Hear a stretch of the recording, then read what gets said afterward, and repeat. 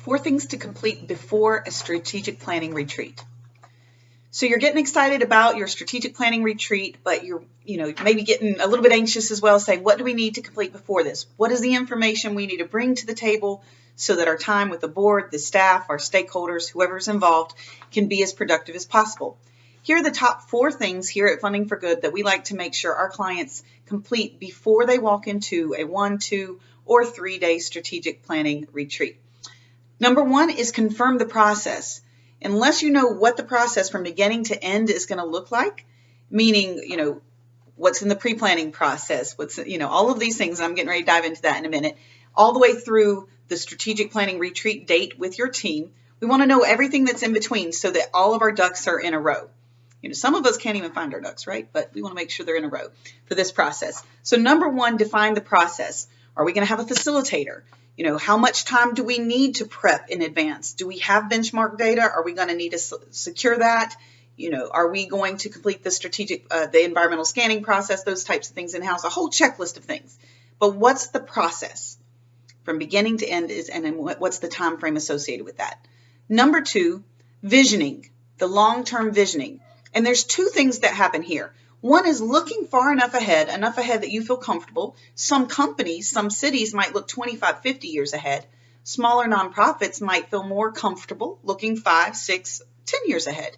Whatever you feel comfortable looking ahead towards, that's going to kind of give you a direction, but you're not making strategic plan goals specific to that longer period, but your vision should be far enough out so that your strategic plan is heading you in the right direction.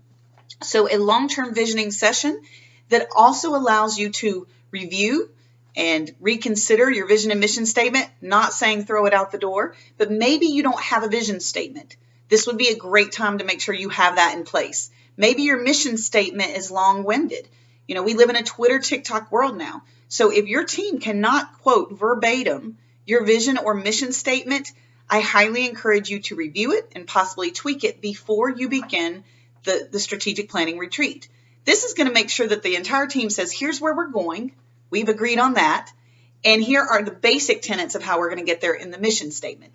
The only time we really recommend maybe an exception to that rule is we encourage new nonprofits or those who are really struggling with identity to say, let's at least have a draft, but maybe some ideas or concepts will come out at the retreat, some new ways of expressing that will allow us to solidify the final core messaging after. So there's a little flexibility there. But you want to know the process. You want to know your vision, have a long-term visioning session. You also want to be able to answer the question, where are we now? So that's the environmental scan process. Before we can do a retreat focused on where do we want to be and how do we get there, we need to know where are we now. So you might be more familiar with the term SWOT, and we have some videos explaining how to complete a SWOT analysis both online and in person, so you can check those out in this YouTube channel. But you want to make sure your environmental scan is complete before your 2-day retreat. So everyone is really clear, where are we now as an organization and a community? And finally, you need to determine how are you going to engage stakeholders in the process. And again, we have some videos specific to the stakeholder process. So you have 4 things to complete before that retreat.